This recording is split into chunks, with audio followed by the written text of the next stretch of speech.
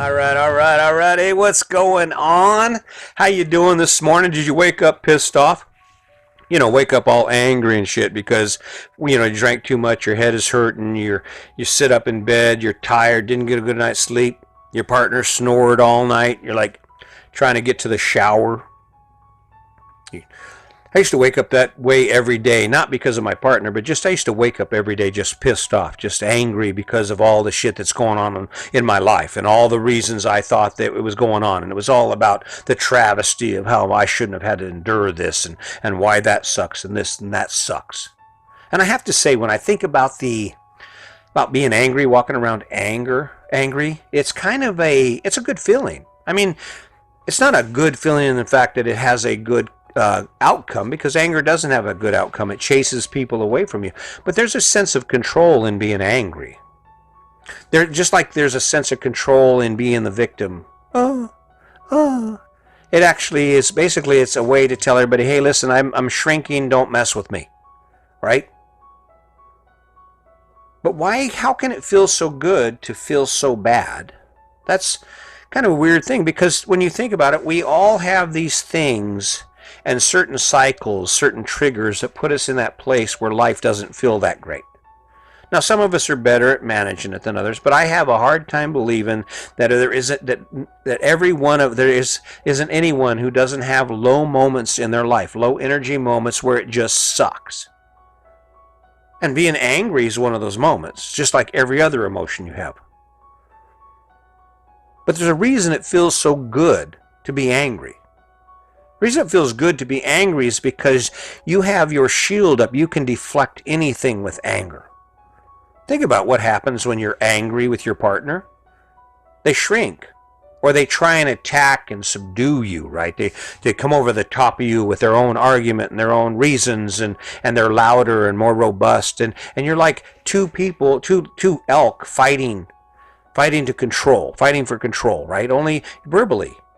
Physically, you're bowing up and you're slamming doors and you're showing your vulnerability, you're crying, whatever it takes to get the win, right?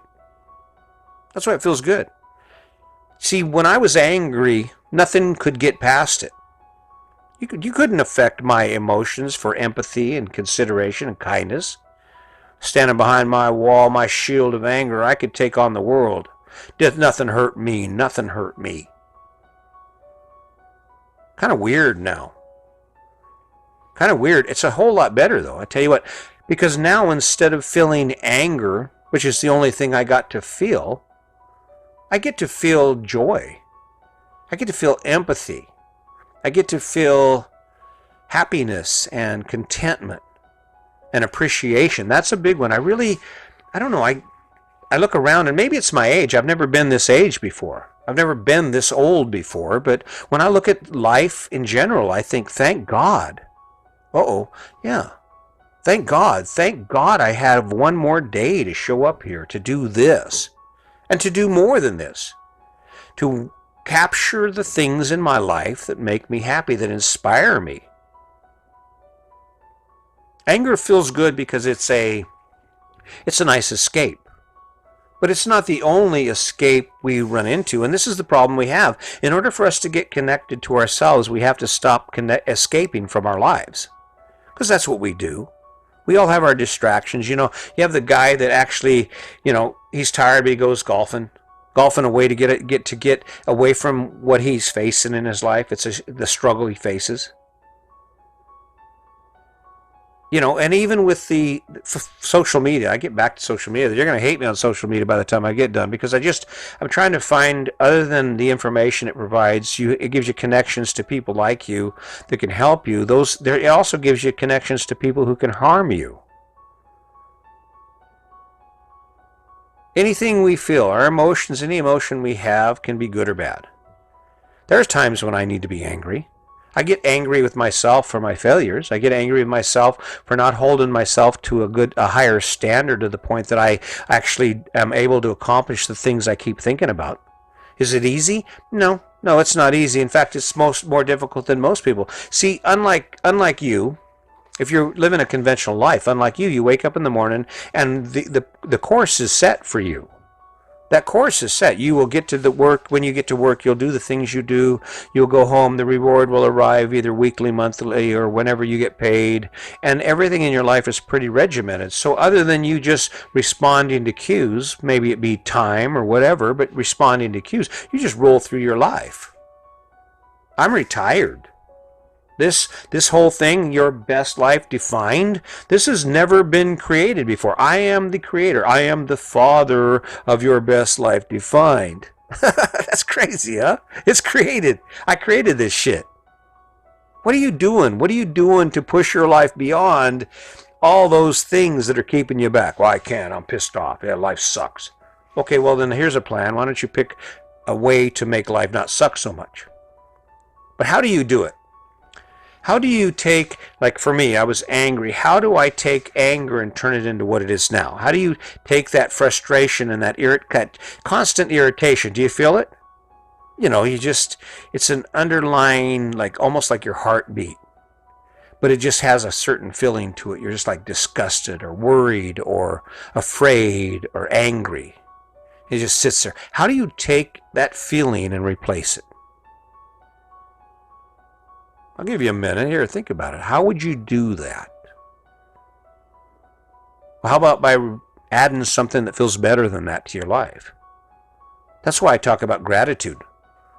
There's nothing like sitting around making a list of why you're so thankful for the things you do to make you feel good inside about your life. And once you get a sample of that good feeling, that's the first dose of your better life. That is like the trickle in, the adrenaline charge of your better life. When you feel that endorphin rush, when you say, when you realize, I got it pretty good. I got it pretty good. I don't have too much to complain about, and I can change it. That's the fuel. That's the fuel you need to get where you're trying to be based on replicating that feeling over and over and over again. Here's the deal. Think about anyone who is famous. And I just can't help. I polarize to Oprah Winfrey because she's just so smart and she's an amazing woman. But can you imagine what a day in her life is like? It's a lot like yours and mine. She wakes up tired. She wakes up energized. She faces struggles. But the level of inspiration that she carries for the life she lives is what pushes her forward. I don't think Oprah Winfrey ever wakes up, woe is me, woe is me. Does she have down days, low energy days, days where she needs to just spend some time thinking about what's important? Hell yeah. When you have that much influence, that much responsibility, every word counts.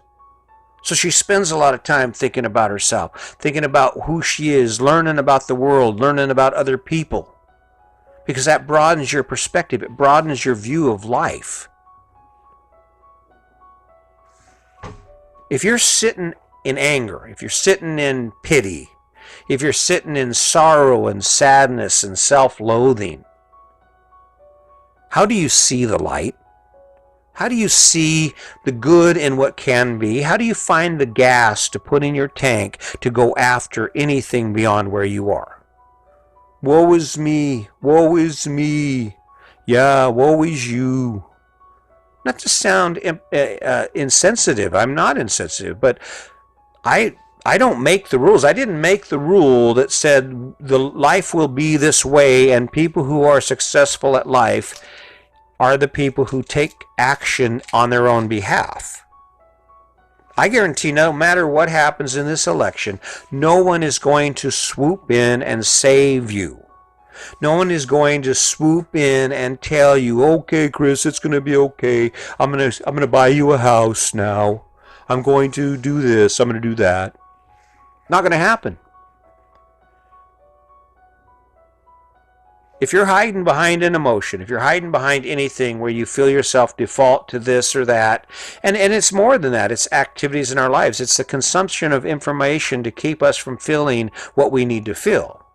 The consumption of information, sitting on Facebook and scrolling and scrolling and scrolling because you don't want to face the obligations you have sitting in front of you. You don't want to face the fact that you have to get off your butt and do something to earn money to pull yourself out of the hole you're sitting in right now. Because the world's just going to go by. The world is just going to walk by you. Because that's not how it works. I know I kind of got off track here, but it's all interconnected. It's all interconnected. The reason that we hold on to anything, and I have to tell you, my anger was so embedded in who I was that when I would actually fall off the anger train and I'd be sitting around just being a normal person, normal Chris, I would actually feel guilty about it. I'd be like, it was almost like I was caught naked in the room without my shield on, because all of a sudden I'd be over there laughing, yucking it up, just being the real me, right? And then I'd go, and I'd realize that I wasn't mad.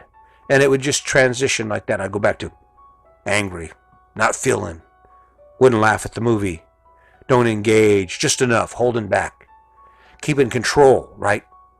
Bullshit. My shield. God, it feels good to be out of that shield, man. Feels good to be out of that armor. Now, I will tell you something before we go. I want to tell you something about this. There's a impact that you might not realize when you start changing your life. And it was weird for me because I had never been in the place that I was in at the time, and Sandy had never seen me in that place.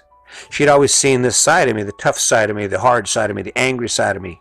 And so I come off this. Brene Brown talks about the white horse, and what she basically implies is that, or she says, and I'm paraphrasing, forgive me, Brene, I'm paraphrasing, but she says, men are required, and the leaders of the family are required to be on the white horse, the one that sets the standard. And in a conventional relationship, it would be me. I'm the man. I'm the guy that takes care of stuff.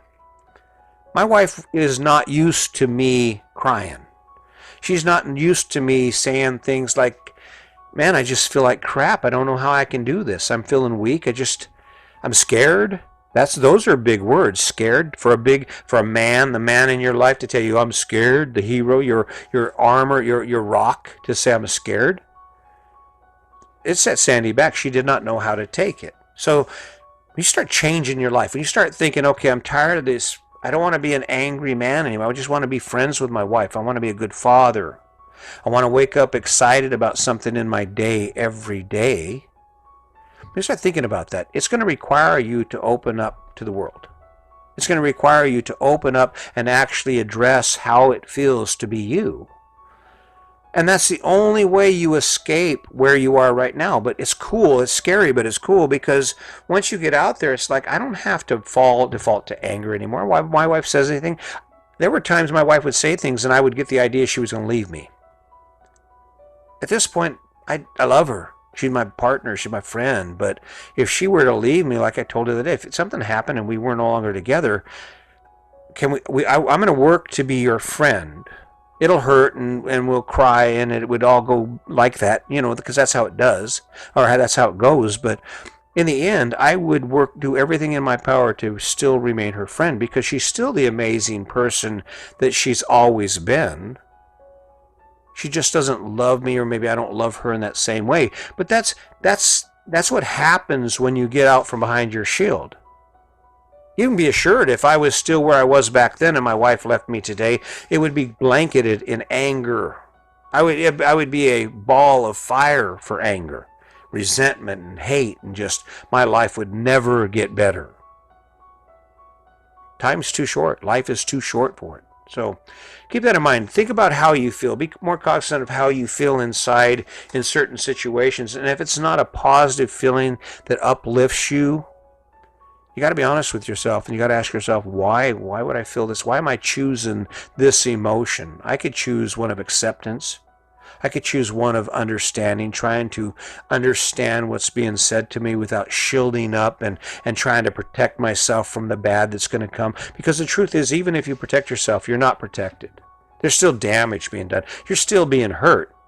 The reality is you just never get past it. So, I don't know, long conversation about something you may not be ready for, may not understand, but I appreciate you showing up today. I'm doing my best. I'm waking up every day energized and trying to make sure that I keep on point and try and give things you can use. The bottom line is, guys, it's a lot more fun and it's a lot more energizing to be connected to the things that are truly connected to you, right? And the only way that's going to happen is if we learn to be honest with ourselves, if we learn to face our emotional responses with the honesty that we need to in order to understand what they're motivated by. And of course, you have to learn about yourself, and you don't have the answers, because if you had the answers, you wouldn't be listening to this. So the other side of this is that you're obligated, if you want to live your best life, to go out there and just pull in information, good information from quality people who have your best interests at heart, and take that information in and see how you can make that fit in your life to get where you should be. Not where you are, where you should be. It feels great. I promise that. I promise once you start down that path, you will never turn back. So keep that in mind. As always, just remember, today is your day. Make it a good one.